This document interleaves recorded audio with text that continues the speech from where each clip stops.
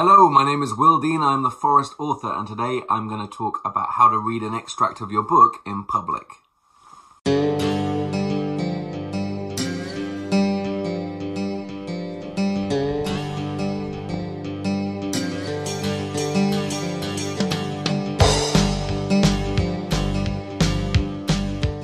So I just got back from an event where I did a public reading. Some authors love public readings, some authors hate public readings. I quite enjoy them, but I like to keep them as brief as possible because at some point you're going to lose the interest of your readers. So I like to keep it brief, page and a half, 2 pages max. That is all. Nobody wants to hear a 27-minute long reading in my experience. If you're an unagented, unpublished writer like I was a few years ago, you might have to do a public reading, whether it's at a writing festival, whether it's to a panel of agents at some kind of competition, or whether it's like some kind of ad hoc bar event tagged on to a literary festival. You might have to do a reading. So I want to give you a few tips about how to do that, because it can be terrifying. Now, doing a reading in front of your peers or in front of agents or in front of editors can be very, very scary. I am not the best reader in the world, but I've done it a few times. So I want to give you some practical tips to help build your confidence for when you do a reading. So first of all, you should practice your reading. Print it out in whatever way you want. If you're already published, then you can just read from your book, which makes it simple. But if it's just a manuscript on Word, then print it out, double space it, print it out in a large type if that makes it easier for you to read. Practice it. Read it over and over again to yourself. One thing that might be useful if you're worried that you're not coming across clearly or your pacing is off, is record yourself on your phone and play it back and see if you're good, see if you'll get better. Like I say, I'm not the best public reader in the world. I do enjoy doing it, but there are some people, and the first person that comes to my mind is a Scottish author, a brilliant Scottish author called Chris Brookmeyer, who is also one half of Ambrose Parry. And Chris is a superb public speaker. He's a great writer, but he's a superb public speaker, and he's very good on readings. He just injects a lot of spirit and a lot of humor and a lot of feeling into his readings, and I love watching him read extracts from his books. Anyway, practical tips. So I'm going to do 2 very short readings, the readings that I do when I'm on stage for you, and you can kind of pick them apart and say what you like and say what you don't like. I normally choose the introduction of the book, the first page and a half, as my reading, and I do that because then the reader is all the readers are on the same level. If you've never read the book before, then you're getting the same introduction to the book from my reading as you would if you picked up the book in a bookshop, which I think kind of makes sense. But some authors pick extracts from the middle of the book or the end of the book. That's fine. Like I say, I like to do it from the beginning. So, Dark Pines, Tuva Moodyson, Book 1. I'm going to read the introduction, and then I'm going to talk a little bit about it. I prefer authors who do readings where they do not give a preamble and explain what's going on in the world and the characters. I like to just dive straight in there. I think your book should be able to speak for itself.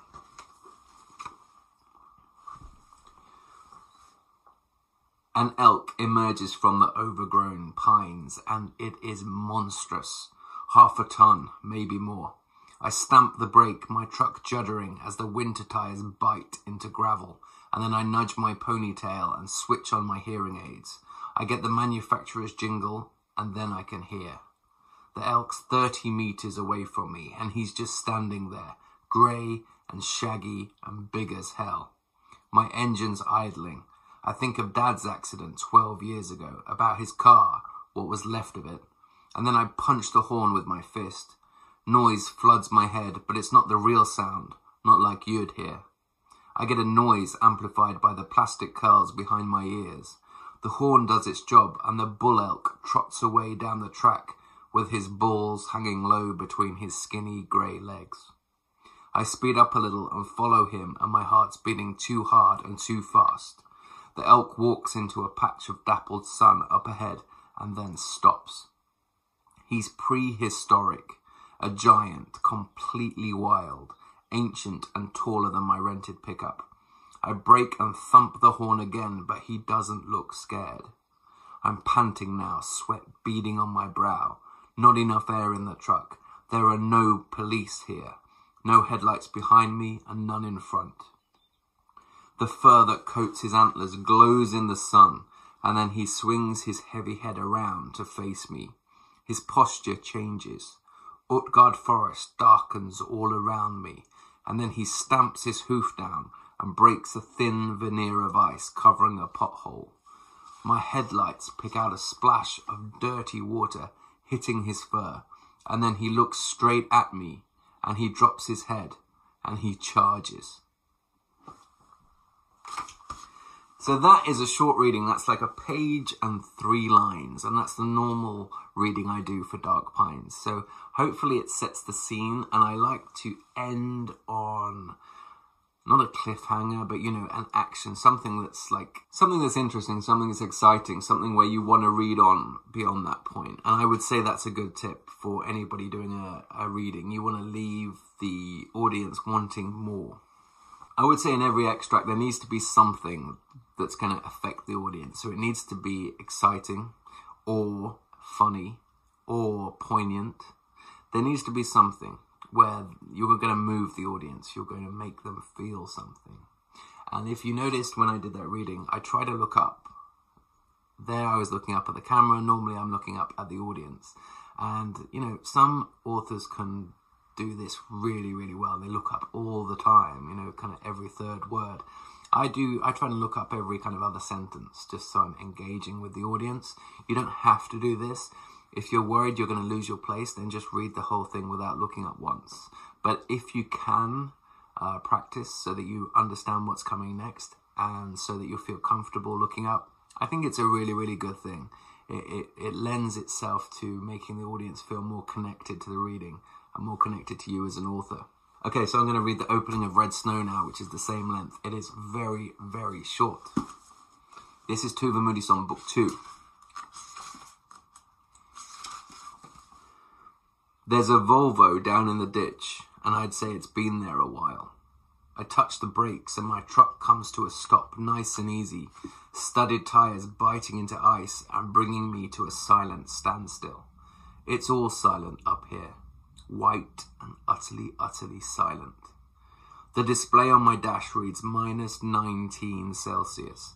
I pull on my hat and move the ear flaps so they don't mess with my hearing aids, and then I turn up the heat and leave the engine idling and open my door and step down.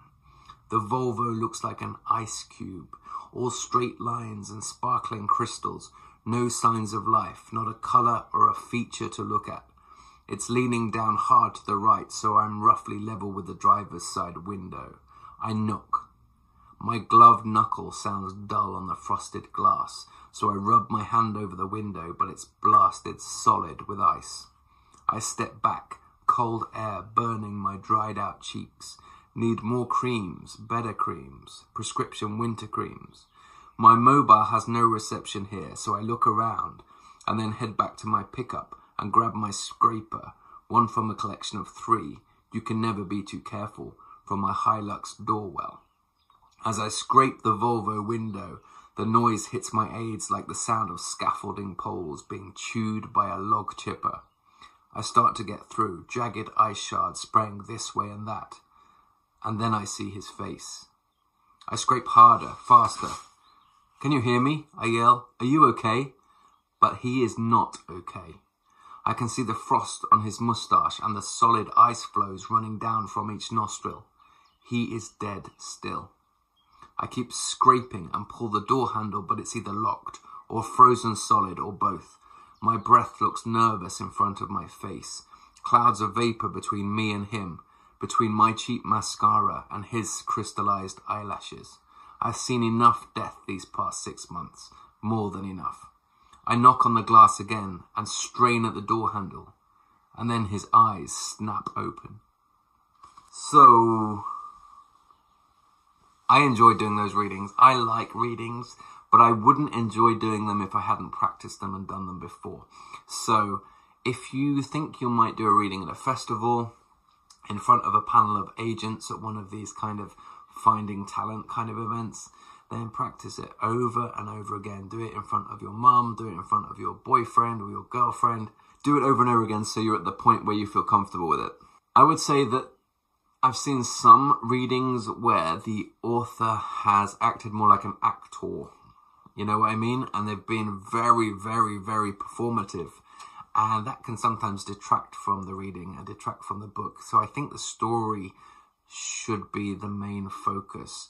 You can give it some character. You can emphasize certain words. You can certainly stop for pauses after important sentences. That's all good stuff. That's all helping with the storytelling. But don't move around too much on stage. Try not to get in the way of the story. The audience are there to listen to the words. They're not there to be entertained by a jester on the stage. So try and make the reading the main event. But they are nerve-wracking, so practice, practice, practice. Maybe have a drink before you go on stage if that's helpful to you. And know that we're all nervous when we do these things. I hope that's been useful. I think readings are a great way to introduce readers to your books. So do them whenever you can. Do them at every opportunity. But do practice them first. And make sure you're familiar with the words. Okay, guys, if you enjoyed this, please do like it. Please do hit subscribe, hit the notifications bell. Please do consider sharing it on your Twitter feed, on Facebook, or on Instagram so that other viewers can find the channel. And I will see you again very soon in the next one. Okay, bye.